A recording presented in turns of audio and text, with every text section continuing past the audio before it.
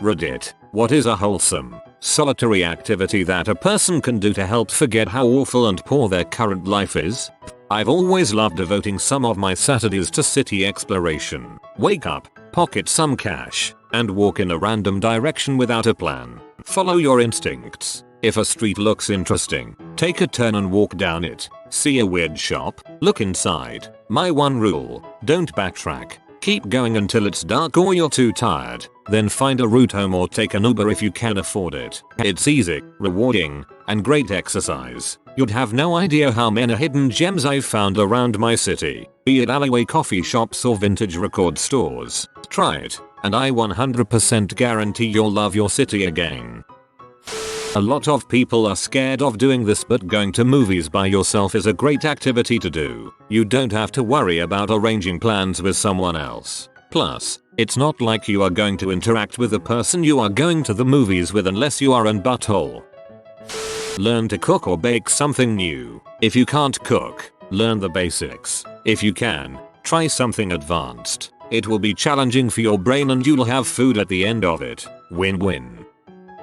Set a timer for 5 minutes and clean as much as you can. Becomes a fun game. Repeat daily. It's actually amazing how much you can clean in 5 minutes. Every time I wonder why I instead spent hours procrastinating.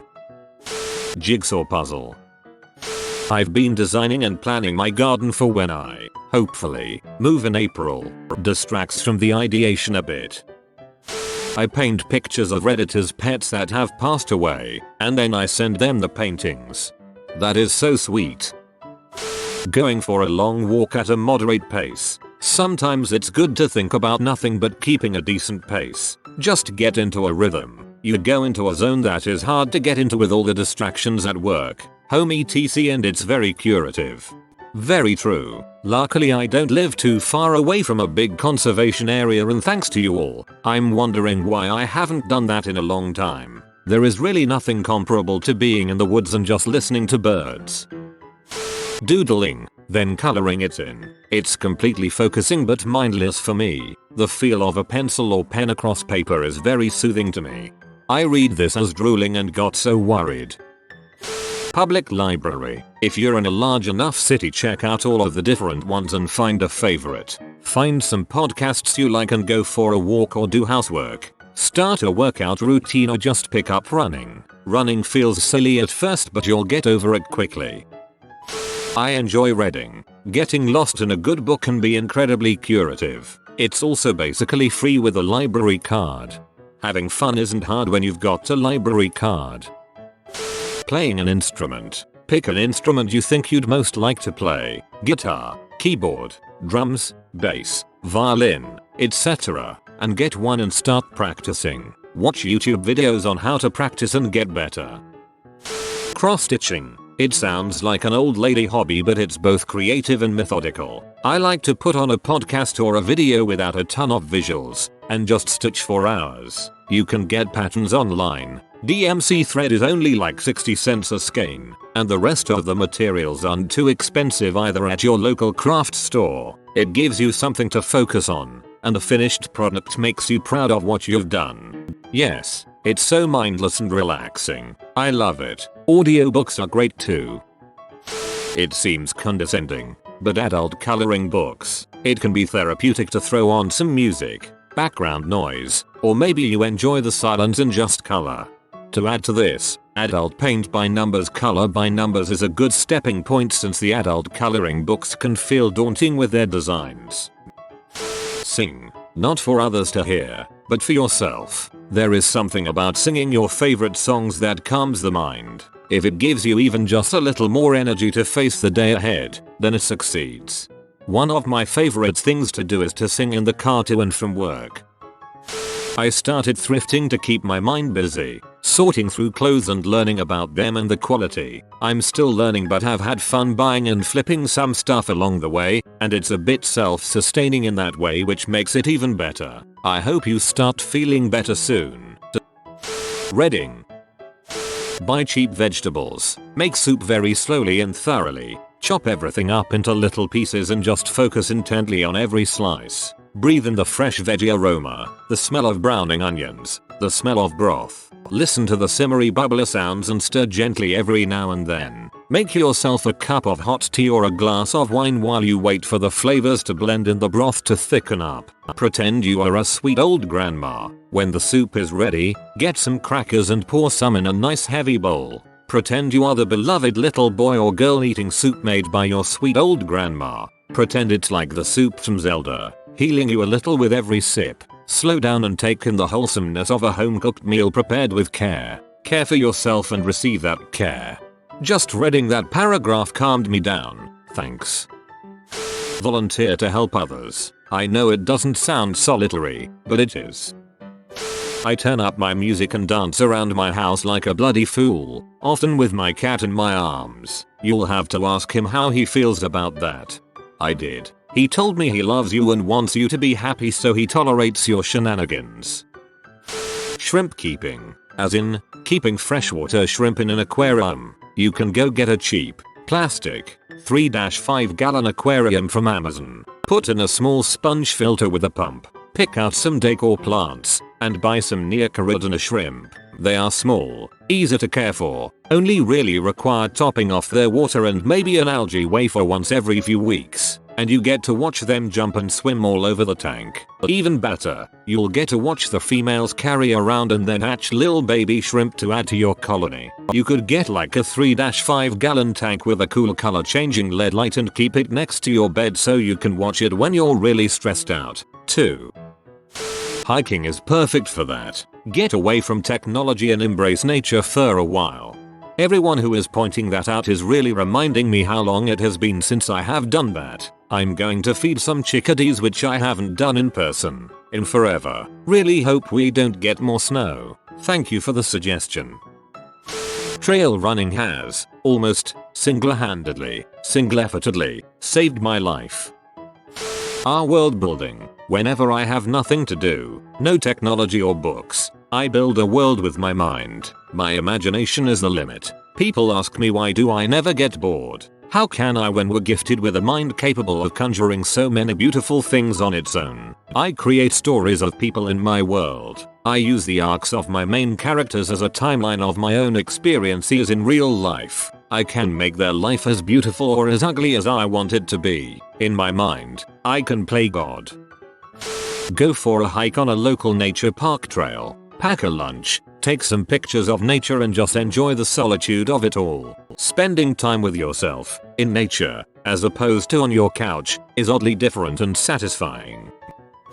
I've been talking about this kind of thing with my therapist. So basically there are actions called away actions that people use to forget negative aspects of their life. For some people this is drinking, gambling or whatever. In my situation I do things that I can focus on so I'm not alone with my bad thoughts. So video games that are focus heavy, or shows that require you to pay attention. My therapist suggests that I do more towards actions. Actions that are in service of things that I truly value in life. Let's say one of my values is being creative. So instead of binging the entirety of a video game story to forget that thing X isn't going my way and it makes me feel bad, I can acknowledge how I'm feeling. Think if what I want to do is in service of one of my life values goals. And if it's not, then I can seek out something that is in service of them. So for creativity I could start painting or writing. He said oftentimes when people fall back on those away actions they wind up back in the same place but feeling worse. I observe that a lot in myself in retrospect.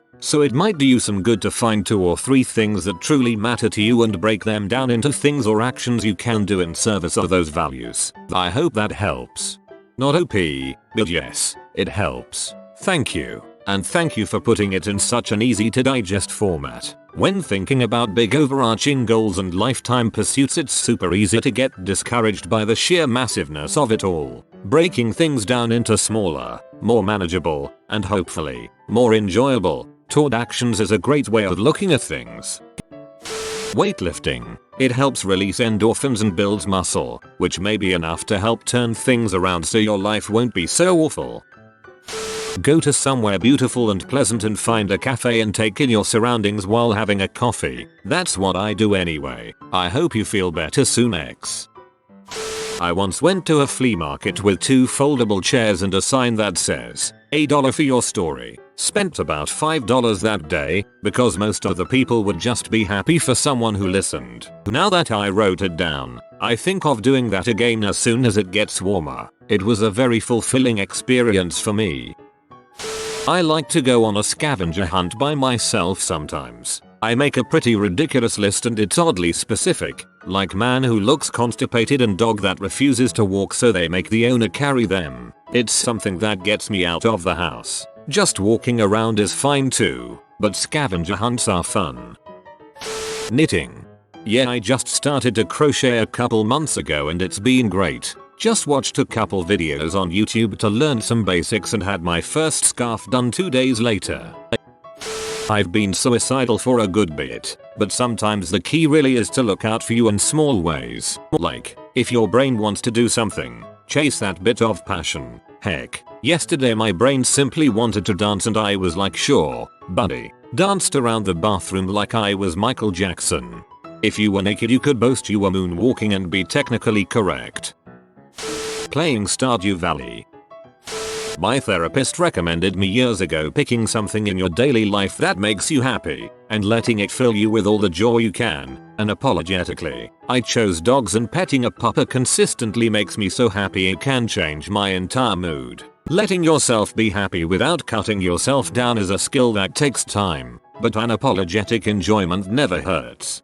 Yeah, and just finding little things to smile about, like a nice sounding bird or a pretty flower. Bit lame but it tends to make my day better acknowledging little things.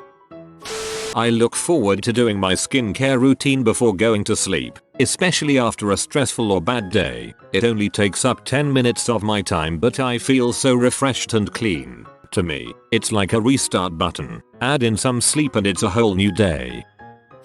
Origami. The paper is cheap but you can also use pretty much any kind of paper as long as it is cut into a symmetrical square. There are many tutorials online. I like YouTube so you can actually see it being done. And if you fold 1000 cranes you get a wish. There are free courses for Reiki, meditation and yoga online as well. Paint by number kit designed for adults. They are inexpensive, come with all the supplies, and super rewarding even if you're not at all artistic. The good brands come out looking so nice you can even hang them up around your house like real paintings. Pop on a podcast or your favorite music and paint away. Sometimes I like to go and Google restaurants and bars in other countries, look at their menus, and try to decide what I would get if I were there. It helps distract me for a while and who knows, maybe one day I will actually be able to eat at one of those places. On my really bad days, I get a sense of accomplishment from brushing my teeth. Because on those really bad days, it is so hard to do. Plus I get terrifying nightmares of my teeth rotting out of my mouth if I don't brush twice a day. Fewer terrifying nightmares. More also terrifying nightmares. As a depressed person, I totally understand. Everyday normal things become huge tasks. Just getting out of bed takes me over an hour sometimes BC of the lack of motivation. If you've brushed today, you did good. Heck, anyone who is depressed AF and lived today, you did good. Depending how actually poor, try crocheting. Pick up a J-hook for $2-ish. Hit the thrift store for some yarn. Watch a couple YouTube videos. Make something.